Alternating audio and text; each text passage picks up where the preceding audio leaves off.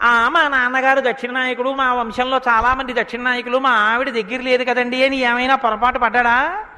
తాను ఏది అన్నాడో రామో దీర్ణాభిభాషతే, 2 మాటలు నాకు రావమ్మా అన్నాడు అంతే. లోకంలో అవతార పరిసమాప్తి వరకు అంతే. అలా ఉండగలిగిన వాడు ఉన్నాడా? ఆత్మవాంకో జితక్రోధో, కోపాన్ని గెలిచిన వాడు ఉన్నాడా? కోపాన్ని గెలవడం ఏమిటండి? అది ఏమైనా ఎదురుగుండా వచ్చి నిలబడుతుందా క్రోధం? ఎలా గెలుస్తారు అంటే క్రోధం ఎక్కడి నుంచి వస్తుందో మూలస్థానాన్ని గుర్తెరగడం, వికార కారణాన్ని తెలుసుకోవడమే క్రోధాన్ని గెలవడం. అంటే మీరు చూడండి, నాకండి ఎంత కోపం వచ్చేసిందో అంటాడు. ఎంత కోపం వచ్చేసిందోకి ఎక్కడి నుంచి వచ్చింది? ఇక్కడి నుంచే రావాలి కోపం. ఇక్కడి నుంచి రావడానికి అనువైన అవకాశం, వాతావరణం నువ్వు ఇస్తే రావడానికి సిద్ధంగా ఉంటుంది. మంట పుట్టడానికి సిద్ధంగా ఉన్నట్టు ఉంటుంది అది. నువ్వు అది పుడితే ఎంత వికారంగా ఉంటావో, నీ ముఖం ఎలా ఉంటుందో, ఎంత జేవురించుకుని ఉంటుందో, ఎలా అరుస్తావో, నీ చేతులు ఎలా ఉంటాయో, ఓసారి ఆ టైంలో వీడియో తీసి చూసుకో ఎలా ఉంటుందో. అసహ్యం వేస్తుంది మన మీద. మనకి అదేంటంటే అలా ఉన్నాననిపిస్తుంది. ఇన్ని వికారములు ఇది వస్తే వస్తున్నాయని తెలుసుకుని అది రాకుండా తొక్కి పెట్టగలిగిన వాడు ఉన్నాడా? అలా ఉంటే జితక్రోధో, అలాంటి వాడు ఉన్నాడయా లోకంలో? ఆత్మవాన్కో జితక్రోధో ద్యుతిమాన్కో, అపారమైనటువంటి కాంతి కలిగిన వాడు ఉన్నాడా? ద్యుతిమాన్కోననసూయక, అసూయని గెలిచిన వాడు ఉన్నాడా? తనకన్నా గొప్పవాడు కనపడితే ఆహాహా మహాత్ములు ఎంత గొప్ప పరిశ్రమ చేశారో, ఇంత గొప్పవాడు అయ్యాడని నమస్కారం చేసి తెలుసుకోవాలి. తనకన్నా తక్కువవాడు కనపడితే ఈశ్వరానుగ్రహంతో ఈయన వృద్ధిలోకి రావాలనగలగాలి. కిందవాడిని చూసి అహంకరించకూడదు, పైవాడిని చూసి అసూయపడకూడదు. ఈ 2 ఉన్నవాడు ఉన్నాడా? ద్యుతిమాన్కో ననసూయక కస్య బిభ్యతి దేవాస్య జాత రోషస్య సంయుగే. కోపం లేని వాడికి కోపం ఎలా వస్తుంది మరి? అంటే కోపం తెచ్చిపెట్టుకున్నట్టు నటిస్తాడంతే.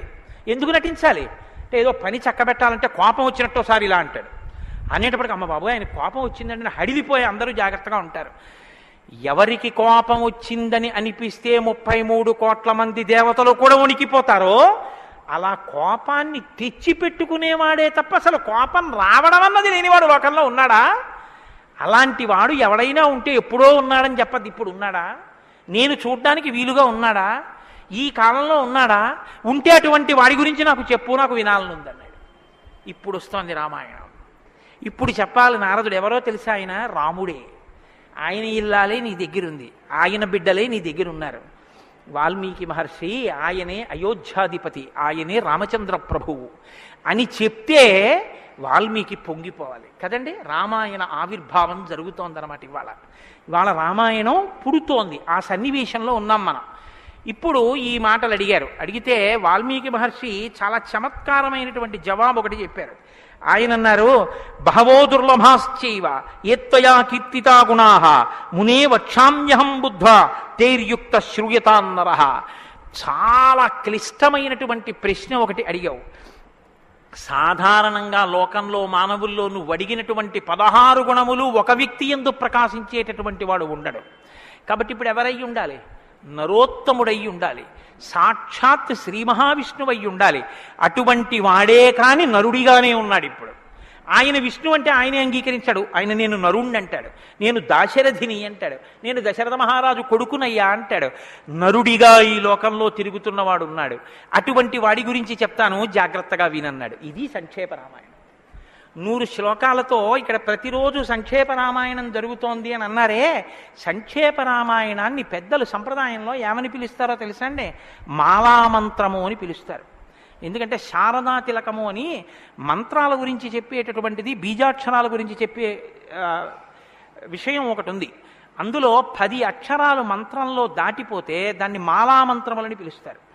100 శ్లోకములతో ఉన్న సంక్షేప రామాయణం మాలా మంత్రం. అందుకే సంక్షేప రామాయణాన్ని పారాయణ చేస్తే అది రక్షణ చేస్తుంది. మననాత్ త్రాయితే ఇది మంత్ర.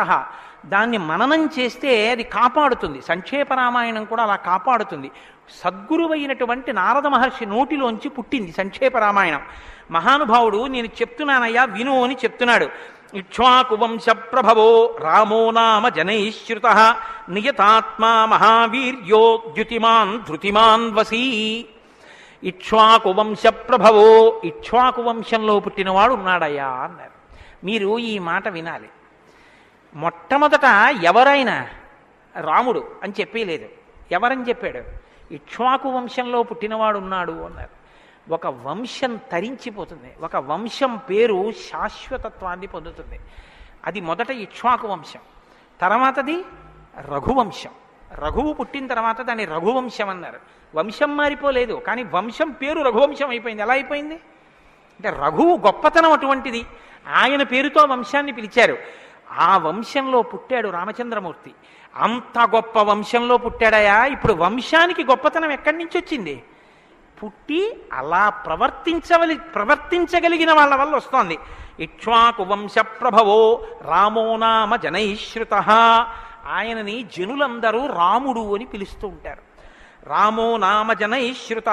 ఎందుకని? రమయతీతి రామ, ఆయన అందరినీ ఆనందింపచేస్తాడు. రమంతే అస్మిన్ ఇతి రామ, ఆయన యందు యోగులు రమిస్తారు.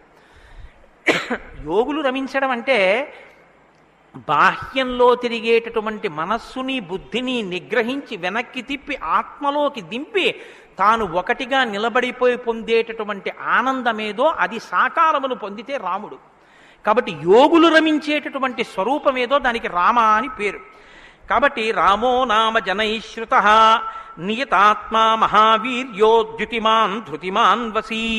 నువ్వు చెప్పినటువంటి గుణములన్నీ ఉన్నవాడు, దానితో పాటుగా వసీ ఇంద్రియములను నిగ్రహించినటువంటి వాడు.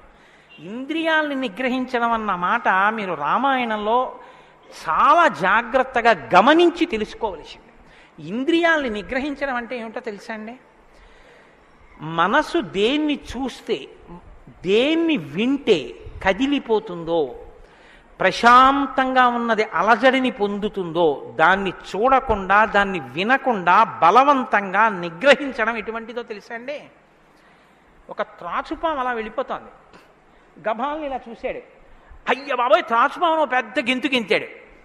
అది అకస్మాత్తుగా ఏమైందంటే ఆ గెంతడంలో త్రాచుపాము యొక్క పడగ మీద 2 కాళ్ళు వేసి తొక్కాడు.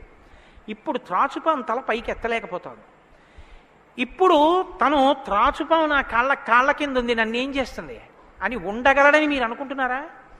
అతను గడగడ వణికిపోతూ చెమట్లు పట్టేస్తున్నాయి.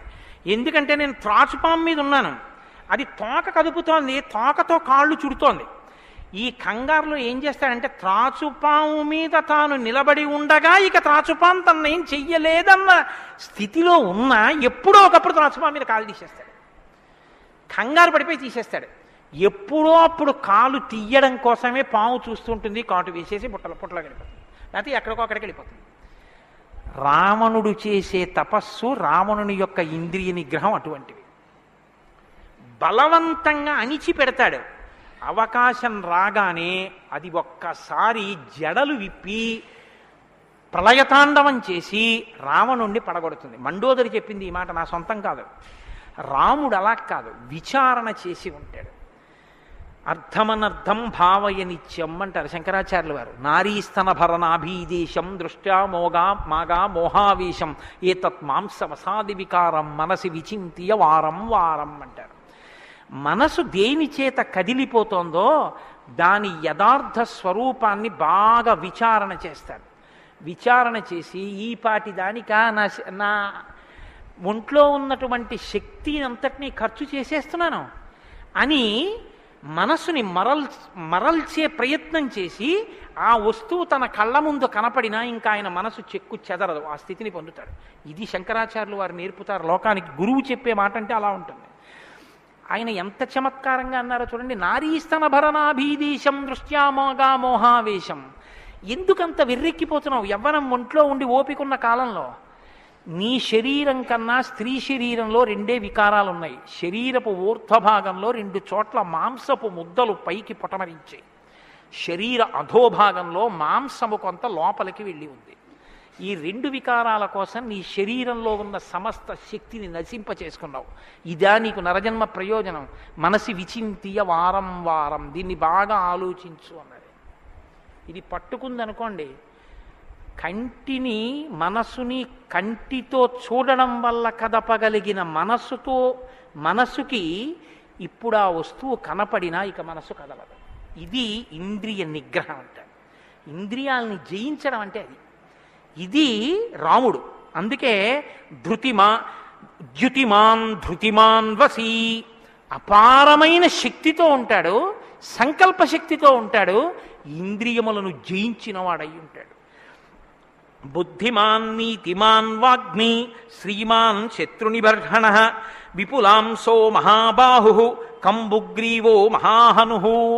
నిజంగా శ్రీరామాయణాన్ని ప్రతి శ్లోకం ప్రతి మాట వ్యాఖ్యానం చేస్తే 42 రోజులు ఏమిటండి? నేను రిటైర్ అయిపోయే వరకు చెప్పినా శ్రీరామాయణం అయ్యేదేం కాదు, కానీ ఏదో 42 రోజుల్లో పూర్తి చేశాను అనిపించుకోవడం అంతే. కాబట్టి బుద్ధిమాన్ నీతిమాన్ వాగ్మి అన్ని విద్యలు తెలుసున్నవాడు, శ్రీమాన్ ఐశ్వర్యం ఉన్నవాడు, శత్రునిబర్హణ శత్రువులను నిగ్రహించగలిగినవాడు, విపులాంసో ఎత్తైన మూపున్నవాడు, మహాబాహు బలిశిర బాహువులున్నవాడు, కంబుగ్రీవో శంఖం వంటి కంఠం ఉన్నవాడు, మహాహను చెక్కిళ్ల పైభాగం చాలా ఉన్నతంగా ఉన్నటువంటి వాడు.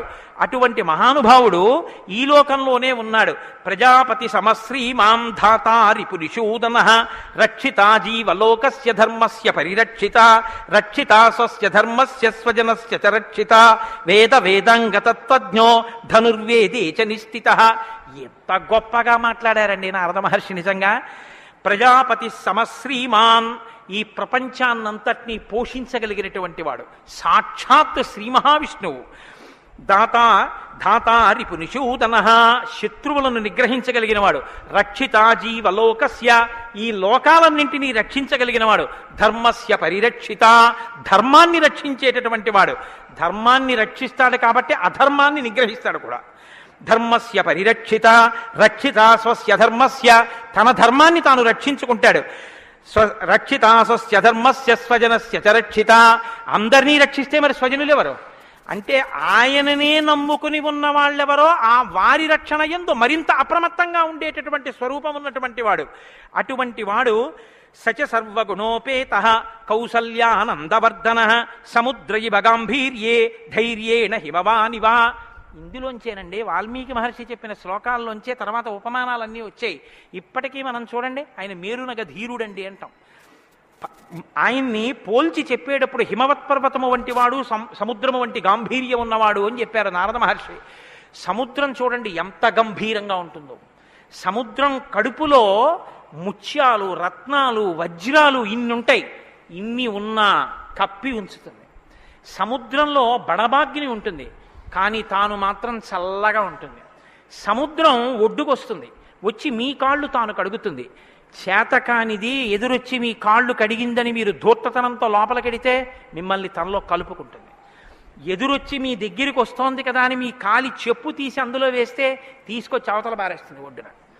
ఇది సముద్రం యొక్క గాంభీర్యం. తాను ఉప్పు కయ్యగా ఉంటుంది, పర్వదిన స్నానానికి పనికొస్తుంది. ఇన్నిటిని కప్పిపుచ్చి నిలబడగలిగినటువంటి స్వరూపం సముద్రం. కడుపులో బడబాగ్ని ఉన్న, సీతాపహరణమే జరిగిన, తండ్రే మరణించిన, రాజ్యమే పోయిన, అరణ్యంలో తిరిగిన, జుట్టు తీసేసిన, జిల్లేడు పాలు పోసుకుని ఆఖరికి ఆ జటలు కట్టుకున్న, నారచీర కట్టుకున్న, పాదాలకి చెప్పులే లేకపోయినా, అగ్నిహోత్రాన్ని చంకన తగిలించుకున్న, అడవిలో మృగాన్ని బాణం పెట్టి కొట్టి చర్మం ఒలిచి మాంసం తీసి తెచ్చి సీతమ్మ వండితే తప్ప తినలేని స్థితిలో రాజారాముడైనటువంటి వాడు బ్రతకవలసి వచ్చిన తెల్లవారుజామున 4 గంటల సమయంలో దాహమేస్తున్న ఏనుగు నదిలో తొండం పెట్టి నీళ్లు తాగడానికి కూడా భయపడినంత చలికాలంలో కూడా వెళ్ళి స్నానం చెయ్యగలిగిన మొనగాడు. ఇన్ని కష్టాలు కడుపులో పెట్టుకుని కూడా పైకి చెక్కు చెదరకుండా ఉండగలిగినటువంటి గంభీరమూర్తి ఆయన యా రాముడంటే అన్నాడు నారదుడు. కాబట్టి సముద్రయివ గాంభీర్యే ధైర్యేణ హిమవానివా, ధైర్యంలో హిమవత్ పర్వతం వంటివాడు. పర్వతాన్ని చూడండి, వర్షధారల చేత కొట్టబడుతుంది, పిడుగులు పడిపోతాయి. ఆ పర్వతం మీదే చెట్లు పెరుగుతాయి, ఆ పర్వతం మీదే సింహాలు తిరుగుతాయి, పులులు తిరుగుతాయి. ఆ సముద్రానికి కన్నాలు పెట్టి పావులు పడుకుంటాయి. చిట్టెలుకలు కన్నాలు చేసి ఆ పర్వత పాదాల మీద తిరుగుతూ ఉంటాయి. ఎలుక కన్నం పెట్టి తనలో దూరిందని బెంగపెట్టుకోదు, ఒక ధూర్తుడు కాళ్లతో పైకెక్కాడని బెంగపెట్టుకోదు, వర్షధారలు కొట్టాయని కదలదు, పిడుగులు పడ్డాయని చెక్కు చెదరదు, పులులు సింహాలు తిరుగుతున్నాయని బెంగపెట్టుకోదు, మహాత్ములు తన మీద నడుస్తున్నారని పొంగిపోదు, తన మీద ఈశ్వరుడి దేవాలయం కట్టారని పరవశించిపోదు, తాను అలాగే నిలబడి ఉంటుంది. చెక్కు చెదరక నిలబడగలిగినటువంటి పర్వతం ఎటువంటిదో రాముడు అటువంటి వాడు. ఇది నారదుడు ఒక నరుడిగా ఆయనకున్న లక్షణాలు చెప్తున్నాడు. ఇవి నీవు సంతరించుకో, కొన్నైనా ప్రతిదానికి విచలితుడవైపోవడం కాదు, ప్రతి చిన్నదానికి కదిలిపోవడం కాదు, ధైర్యంగా నిలబడగలగాలి. నాకు కాకపోతే ఎవరికి వస్తాయి? వస్తాయి కష్ట సుఖాలు అనేటటువంటివి చేసుకున్న కర్మను అనుసరించి అని నిలబడగలిగినటువంటి స్థితి రామాయణం ఇస్తుంది. విష్ణునా సదృశో వీర్యే సోమవత్ ప్రియదర్శన కాలాగ్ని సదృశ క్రోధే క్షమయా పృథివీ సమః. ఏమి శ్లోకాలు వాడారండి సంక్షేప రామాయణంలో మహానుభావుడు. విష్ణునా సదృశో వీర్యే, ఆయనతో పోల్చడానికి విష్ణు ఒక్కడే ఉన్నారు. ఎందుకంటే ఇంకా ఆయనతో పోల్చడానికి అటువంటి వాడు ఇంకొకడెవరు ఉంటారు? విష్ణువుని విష్ణువుతోనే పోల్చాలి. కాబట్టి విష్ణువుతో సమానమైన వాడు.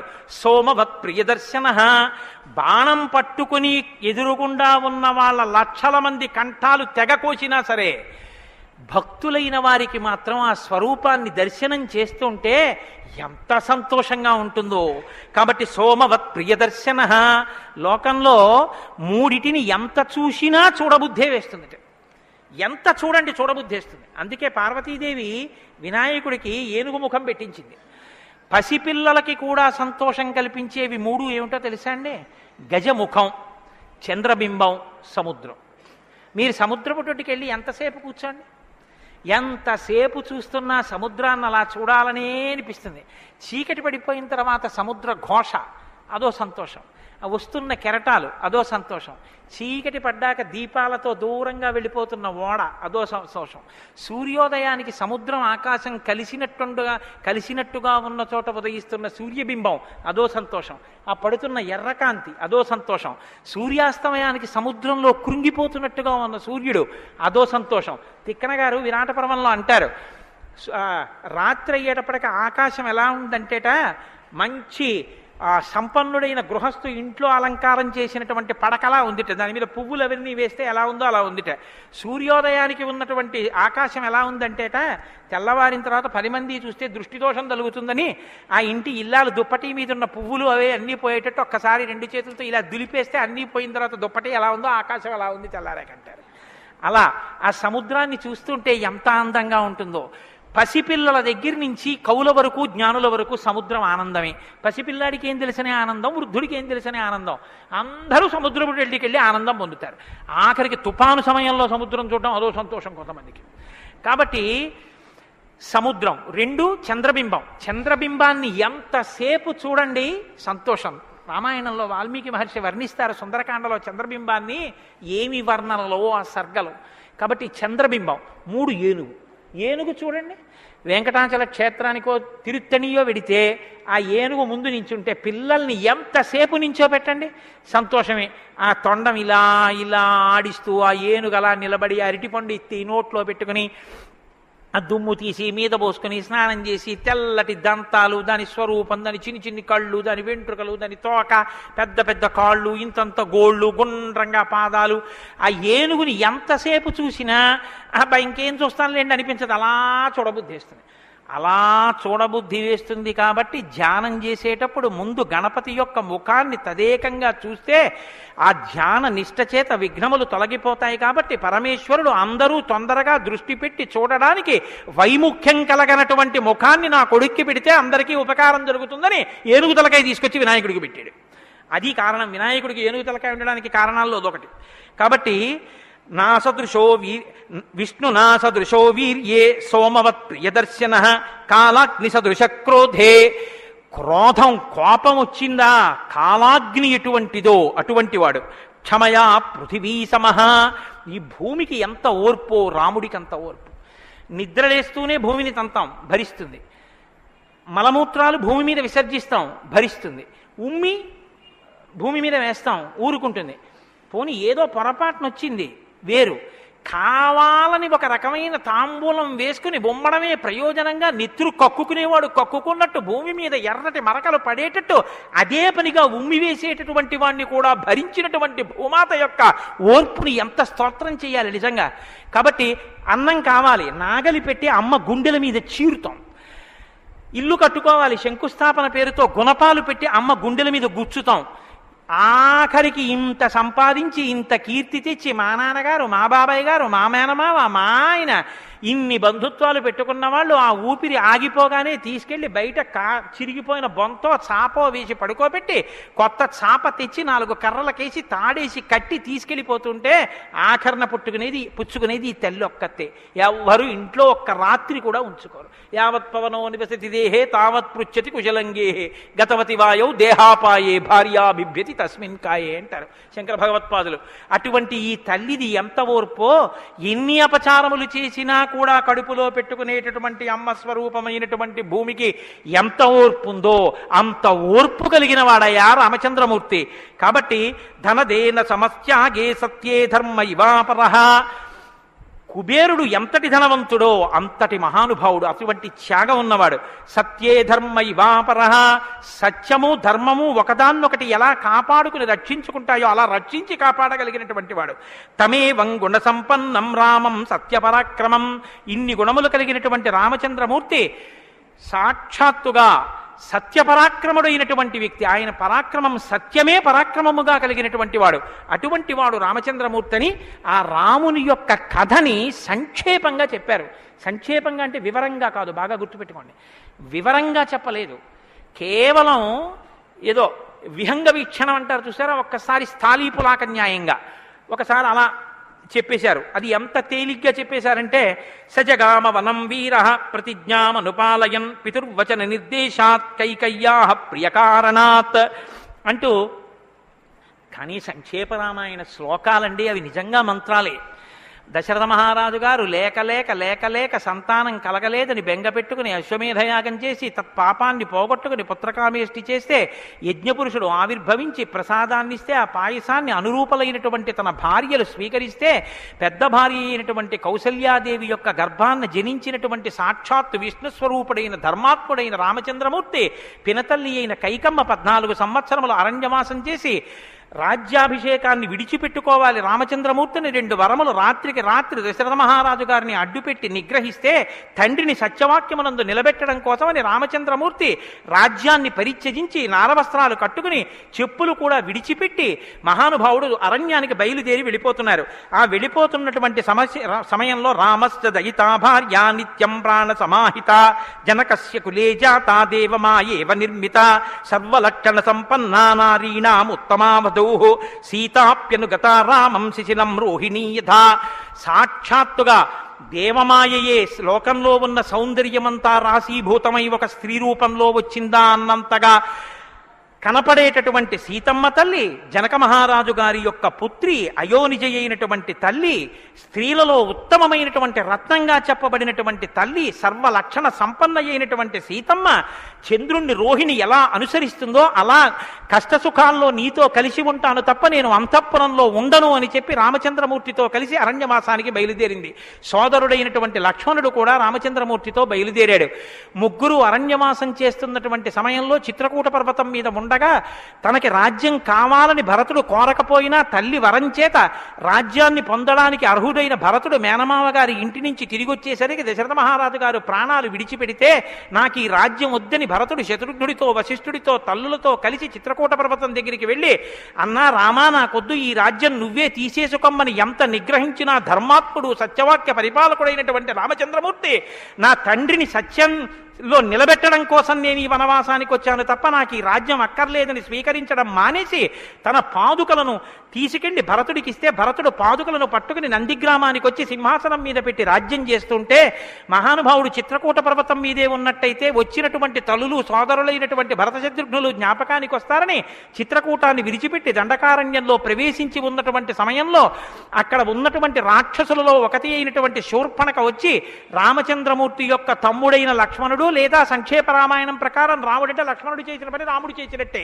అందుకని రాముడి చేత ముకుచెవులు కోయబడితే ఆ శూర్పణక చేత ప్రేరేపింపబడిన కరదూషణాదులు త్రిశిరస్సు అనేటటువంటి 14,000 మంది రాక్షసులు రాముడి మీద దండెత్తి వస్తే తృణప్రాయంగా 14,000 మందిని నిగ్రహించినటువంటి రామచంద్రమూర్తి యొక్క పరాక్రమాన్ని శూర్పణక వల్ల తెలుసుకున్నటువంటి రావణాసురుడు అసూయతో సీతమ్మ తల్లి మీద మోహంతో సీతమ్మ తల్లిని అపహరించి తీసుకుని వెళ్ళిపోతే ఆగ్రహించినటువంటి రామచంద్రమూర్తి శబరిని దర్శనం దర్శనం చేసి తర్వాతి కాలంలో సుగ్రీవుడితో స్నేహం చేసి వారిని నిగ్రహించి దశ దిశలకి వానరుల్ని పంపిస్తే దక్షిణ దిక్కుకు వెళ్ళినటువంటి హనుమ సీతమ్మ తల్లి యొక్క జాడ కనిపెట్టి 100 యోజనముల సముద్రాన్ని దాటి ఈవలి ఒడ్డుకు వచ్చి రామచంద్రమూర్తికి సీతమ్మ క్షేమవార్త చెప్తే రామచంద్రమూర్తి నీలుని యొక్క సహకారంతో సముద్రానికి సేతువు కట్టి సముద్రాన్ని దాటి ఆవలి ఒడ్డుకు వెళ్లి లంకారాజ్యంలో వానర సహకారంతో రావణ కుంభకర్ణాది వీరులను నిగ్రహించి తిరిగి మళ్ళీ అయోధ్యా పట్టణానికి వచ్చి పట్టాభిషిక్తుడై 11,000 సంవత్సరములు ఈ రాజ్యాన్ని పరిపాలన చేసి రామరాజ్యం ఇలా ఉంటుంది అని చెప్పి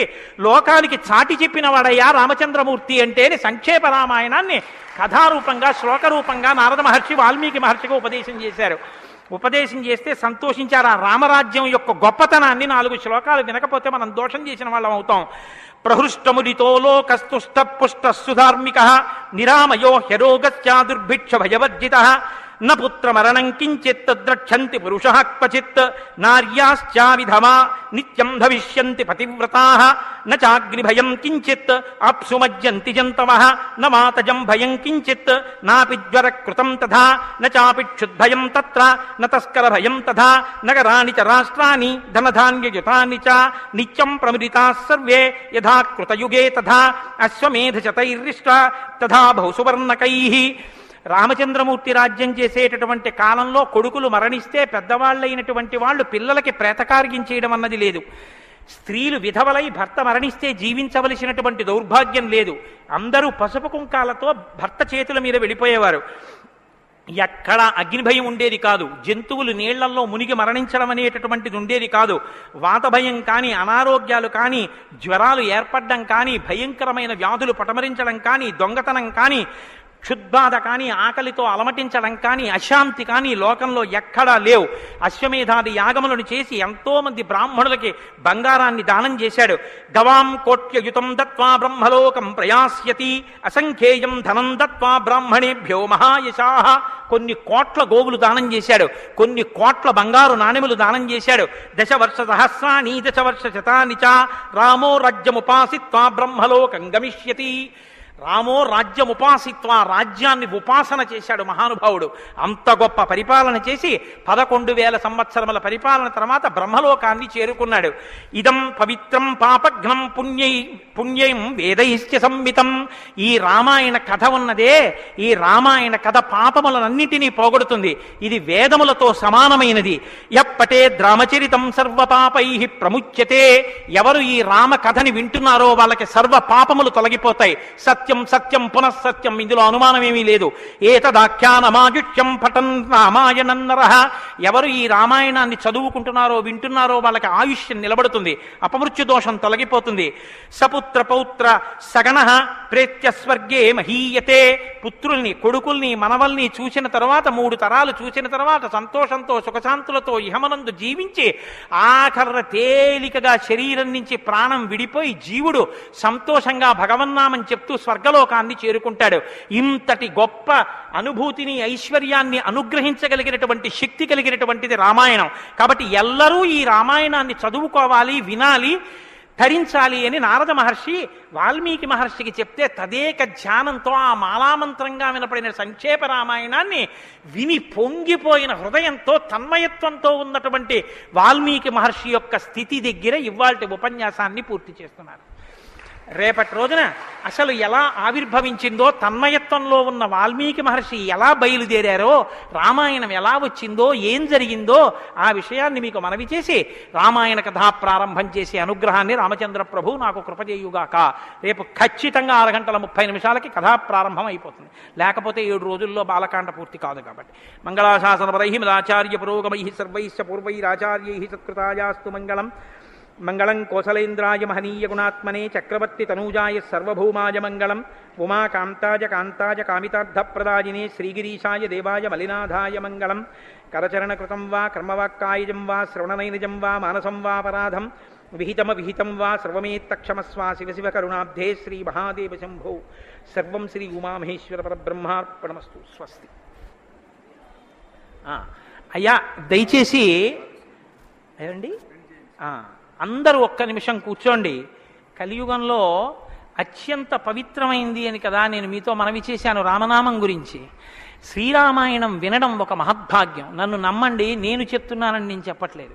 జీవితంలో రామాయణం వినడం అనేటటువంటిది కొన్ని కోట్ల కోట్ల కోట్ల జన్మల తర్వాత లభించేటటువంటి అదృష్టం. అందున సంపూర్ణ రామాయణం బాలకాండ నుంచి పట్టాభిషేకం వరకు ఏకబిగిన మండల కాలం రామాయణం వినడం అనేటటువంటిది సంభవం అయ్యేటటువంటి విషయం కాదు. అది కేవలం పూర్వపుణ్యం రామానుగ్రహం ఉంటేనే సాధ్యమయ్యేటటువంటి విషయం. అటువంటి రామ కథ విన్న తరువాత మనం కేవలం లేచి వెళ్ళిపోవడం వల్ల ప్రయోజనం కన్నా రామనామాన్ని చెప్పి వెడితే చాలా బాగుంటుంది. రామనామం కేవలం రామ అనడం కన్నా పెద్దలు మనకు ఒక మార్గాన్ని ఇచ్చారు. రామ రామ రామ అని 3 మాటలంటే ఆ రోజున వాళ్ళు విష్ణు సహస్రం చెప్పిన ఫలితం. అది ఇంట్లో అంటేనే అంత ఫలితం ఇస్తే ఒక దేవాలయ ప్రాంగణంలో, అది జగద్గురు పీఠ ప్రాంగణంలో ఎంత శక్తివంతం ఆలోచించండి. అందుకే రామ రామ రామ 1000 ఎలా అవుతుందని మీకు అనుమానం ఉండొచ్చు. అక్షరాల్ని అంకెల్లోకి మార్చే సంప్రదాయం ఉంది. 2 మా 5 రామ రామ రామ అంటే 2 5 2 × 5 × 2 × 5 × 2 × 5 2 5 10 10 2 20 20 100 100 200 200 1000 సహస్రనామ తత్తుల్యం రామనామ వరాననే. కాబట్టి శ్రీరామ రామ రామ అంటే విష్ణు సహస్రం చెప్పి వెళ్ళిపోయినట్టు. కాబట్టి నేను మకుటం అంటూ ఉంటాను. మకుటం మీరందరూ కానీ నేను దానికి వివరణం ఒకటి అంటూ ఉంటాను. మీరు మీ అందరూ కూడా చక్కగాను రామనామము రామనామము రమ్యమైనది రామనామము అని మీరంటారు. ఉండండి ఉండండి, మీ త్వర చాలా గొప్పది. అలా అంటే రామనామము రామనామము రమ్యమైనది రామనామము అలా అన్నప్పుడు 3 మాటలు రామ రామ రామ అంటారు. మీరు ఎన్ని మాటలు అన్నారో అన్ని మాటలు విష్ణు సహస్రం చెప్పింది. పైగా మీరు ఒకటి గుర్తు పెట్టుకోండి, నేను పూర్తి విశ్వాసంతో చెప్తున్నాను. వ్యక్తిగత అనుభవాలు వేదికల మీద చెప్పడం నాకు ఇష్టం ఉండదు. శ్రీరామాయణం జరగడానికి అందరికన్నా ముందే స్వామి హనుమ వస్తారు. అందుకే రామాయణం చెప్పేటప్పుడు హనుమ కోసం ఒక ఆసనం వేస్తారు. ప్రచ్ఛన్న రూపంలో వచ్చి కూర్చుంటారు. అదిగో ఆ ఆసనం, అది రామచంద్రమూర్తి పాదాల దగ్గర ఖాళీగా ఉంచిన ఆసనం ఎవరికంటే హనుమ కొరకు. దాని మీద వారు కూర్చుంటారు. అందుకే పుష్పాలంకారంతో శోభింపచేస్తారు. ఆయనకి ఆ పూలహారం వేశాను. రామనామం చెప్తుంటే ఆయన ఇలా చూస్తూ ఎవరా రామనామం చెప్తున్నారో పొంగిపోతారట. రాముడు హనుమ ప్రీతి పొందేస్తారు. ఎంత అసలు సీతమ్మ పరవశించిపోతుంది. నేను మీకు ఇప్పుడే చెప్పాను, వాక్కు ఉన్నది ఒక్క మనుష్య జన్మకే. అది మన భాగ్య విశేషం చెప్పగలగడం. రోజు అలాని మీతో నేనేం గంట సేపు చెప్పించను. ఒక్క 11 పర్యాయాలు అందులో నాకు ఏది అనిపించాలనిపిస్తే అవి అనిపిస్తూ ఉంటాను.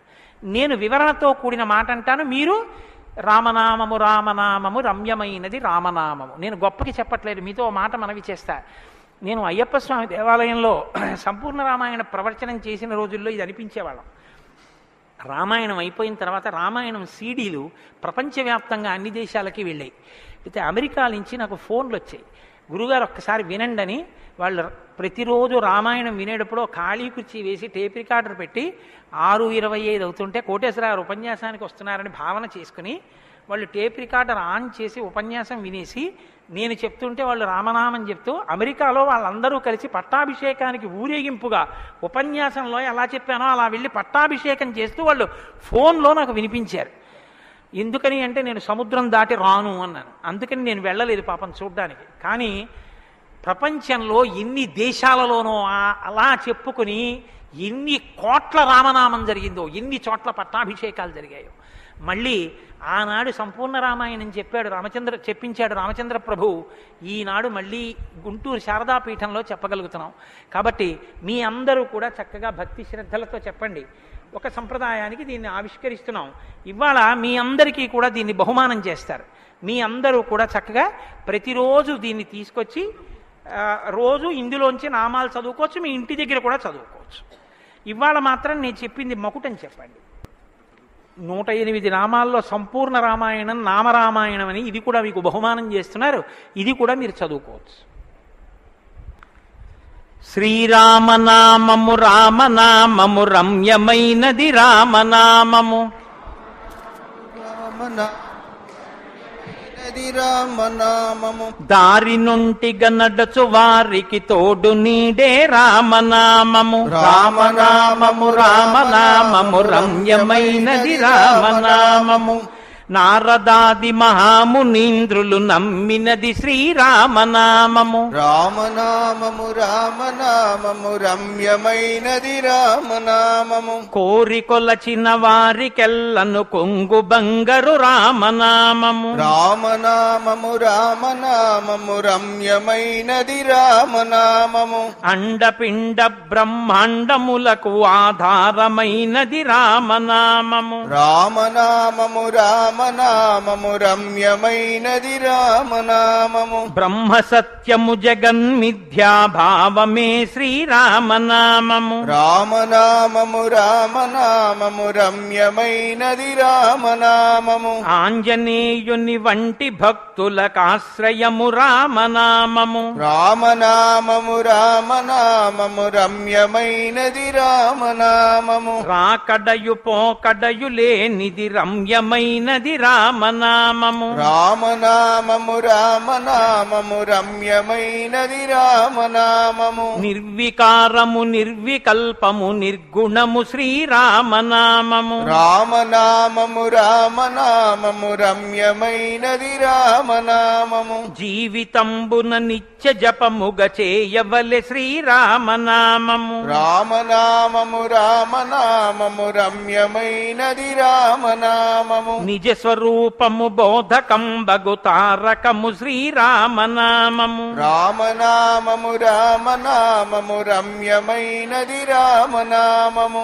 వేదవాక్య ప్రమాణములచే అలరుచున్నది శ్రీరామనామము. రామనామము రామనామము రమ్యమైనది రామనామము. తల్లివలె రక్షించు సుజనుల నెల్ల కాలము రామనామము. రామనామము రామనామము రమ్యమైనది రామనామము. మంగళంబగు భక్తితో పాడిన శుభకరంబగు శ్రీరామనామము. రామనామము రామనామము రమ్యమైనది రామనామము. స్వస్తి. రేపు 6:30 తిరిగి ప్రవచనాన్ని ప్రారంభం చేద్దాం.